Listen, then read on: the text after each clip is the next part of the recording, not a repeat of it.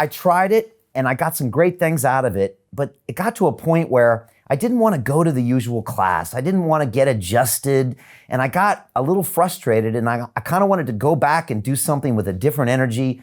I wanted to kind of punch a bag. So I stopped training yoga a couple of years ago, but I miss what it gave me, but I also didn't want to do it in the style that it's typically taught, if that makes sense. And so it's great that you're coming in right now because I kind of want to get back into it.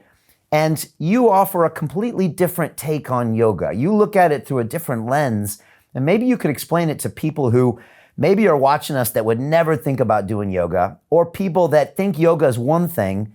You've actually just completely turned it on its head. So maybe you can tell us a bit about it. Well, for starters, to really understand where I come from, because I am the guy who wouldn't be caught dead doing yoga the first 42 years of my life. Like, it was not something Diamond Dallas Page was ever going to do, or Page Joseph Falkinburg, my original name, was ever going to do.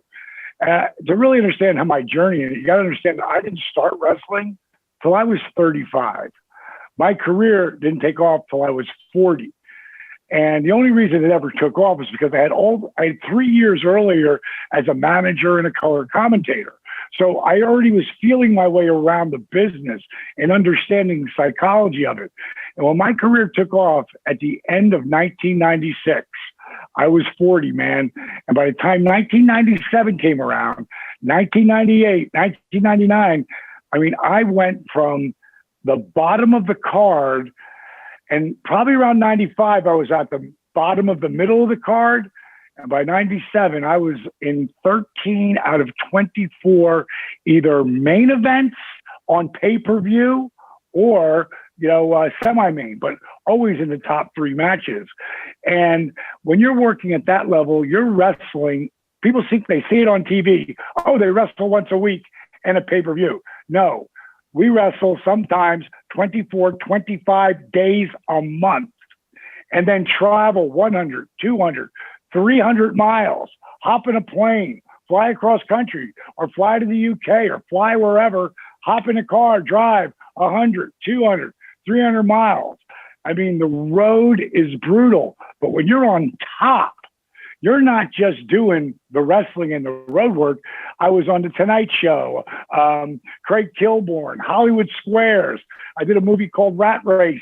I mean, I was working so much, but you're riding this tsunami that you never thought was ever going to get there. Because when I tried to wrestle at 35, I had friends fall down laughing.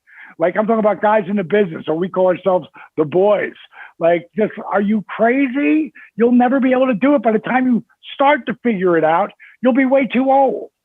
And I was the king of holding back the hands of time. My first day in the power plant, where I started learning how to wrestle, I left with ice bags on my knees and on my back. I would take that on the road, and everybody looked at me and were like, what are you putting ice on your body for? To take down the inflammation?